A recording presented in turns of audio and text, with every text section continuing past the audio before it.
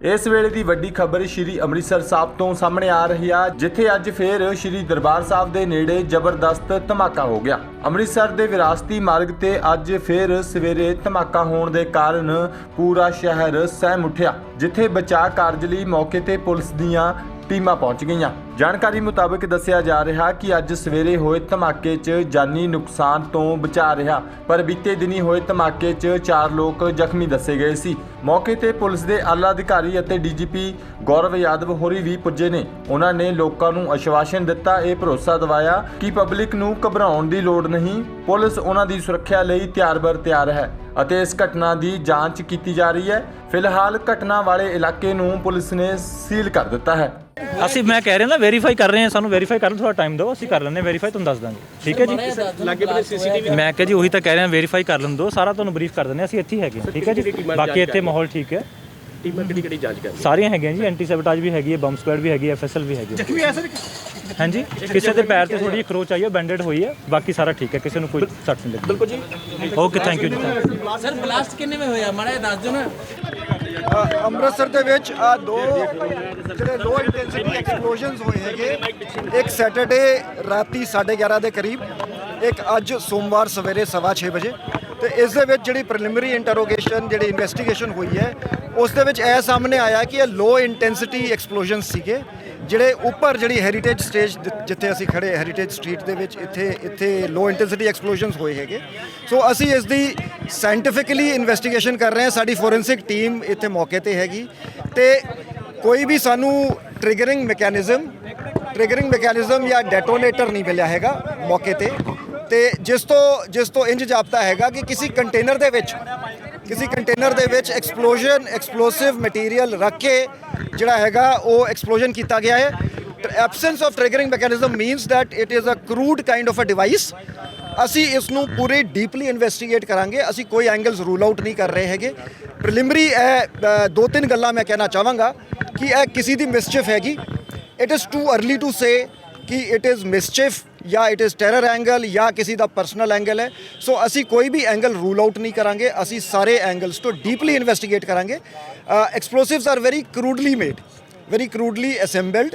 ਜਿਹੜੀ ਡਿਵਾਈਸ ਹੈਗੀ, ਟ੍ਰਿਗਰਿੰਗ ਮੈਕੈਨਿਜ਼ਮ ਕੋਈ ਨਹੀਂ ਮਿਲਿਆ ਹੈ, ਡੈਟੋਨੇਟਰ ਕੋਈ ਨਹੀਂ ਮਿਲਿਆ ਹੈ। ਸੋ ਇਸ ਦੇ ਨਾਲ ਹੀ ਮੈਂ 2-3 ਗੱਲਾਂ ਜਿਹੜੀਆਂ ਕਹਾਂਗਾ ਕਿ ਪੰਜਾਬ ਪੁਲਿਸ ਪੂਰੀ ਤਰ੍ਹਾਂ ਸક્ષਮ ਹੈ। ਤੁਸੀਂ ਜਿਵੇਂ ਇੱਥੇ ਖੜੇ ਹੋ, ਆਵਾਜਾਈ ਲੋਕਾਂ ਦੀ ਜਿਹੜੀ ਹੈਗੀ everything is normal.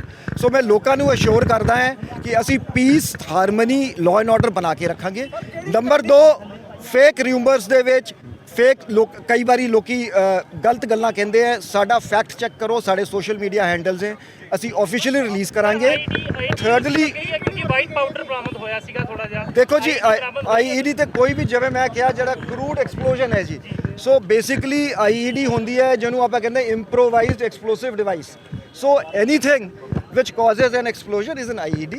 So we are looking into it कि यह किसी शरारती बंदे दी मिसचिफ हैगी या यह कोई ऑर्गेनाइज्ड अटैम्प्ट है, किसी का कोई मॉड्यूल हैगा, इस दी टाइमिंग जिहड़ी हैगी उस दी की सिग्निफिकेंस है।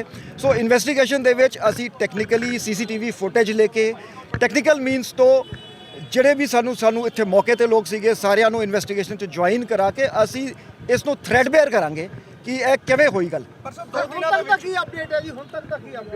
ਦਿਸ ਇਜ਼ ਦੀ ਦੇਖੋ, one person has received minor injuries today ਤੇ ਇੱਕ ਮਾਈਨਰ ਇੰਜਰੀਜ਼ ਪਰਸੋਂ ਵੀ ਰਿਸੀਵ ਹੋਈਆਂ ਸੀ। ਐਜ਼ ਆਈ ਸੈਡ ਕਿ ਇਹ ਬਹੁਤ ਲੋ ਇੰਟੈਂਸਿਟੀ ਐਕਸਪਲੋਸਿਵ ਸੀਗਾ। ਮੇਰੀ ਇੱਥੇ ਜਿਹੜੀ ਪ੍ਰੈਜ਼ੈਂਸ ਹੈਗੀ, ਮੈਂ 2 ਚੀਜ਼ਾਂ ਕਰਕੇ ਇੱਥੇ ਆਇਆ। ਇੱਕ ਤੇ ਲੋਕਾਂ ਨੂੰ ਅਸ਼ੋਰ ਕਰਨ ਲਈ ਕਿ Punjab police is there to keep the state secure and safe.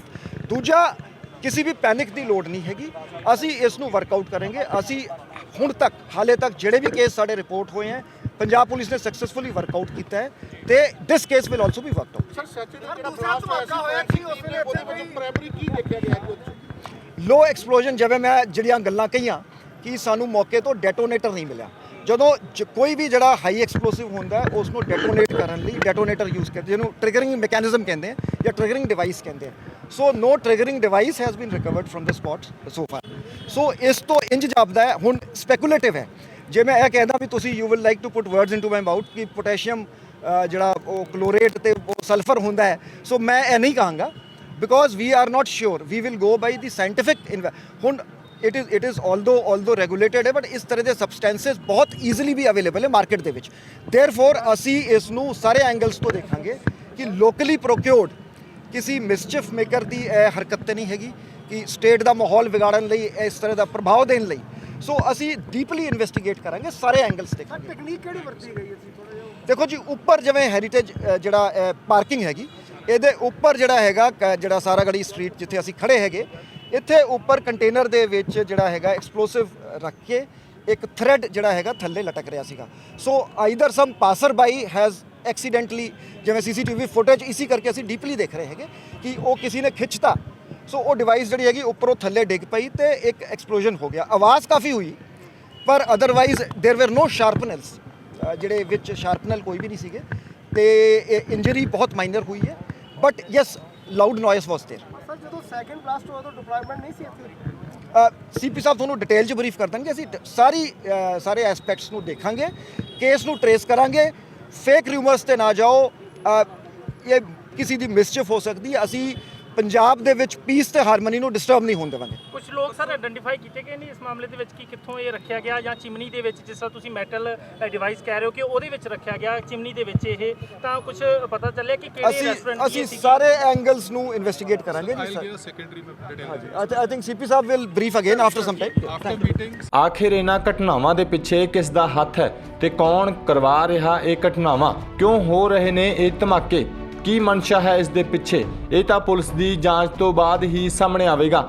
ਦੱਸ ਦਈਏ ਕਿ ਅੰਮ੍ਰਿਤਸਰ 'ਚ ਇਹ ਦੂਜਾ ਧਮਾਕਾ ਹੈ। ਇਸ ਤੋਂ ਪਹਿਲਾਂ ਵੀ ਕੱਲ ਇੱਕ ਧਮਾਕਾ ਹੋਇਆ ਹੈ। ਅਜਿਹੇ 'ਚ ਦੇਖਣਾ ਹੋਵੇਗਾ ਕਿ ਇਹਨਾਂ ਘਟਨਾਵਾਂ ਦੇ ਪਿੱਛੇ ਛੁਪੇ ਚਿਹਰਿਆਂ ਨੂੰ ਪੁਲਿਸ ਕਦੋਂ ਤੱਕ ਬੇਨਕਾਬ ਕਰਦੀ ਹੈ। ਹਕੀਕੀ ਟੀਵੀ ਪੰਜਾਬੀ ਲਈ ਅੰਮ੍ਰਿਤਸਰ ਤੋਂ ਹਰਜੀਤ ਗਰੇਵਾਲ ਦੀ ਰਿਪੋਰਟ।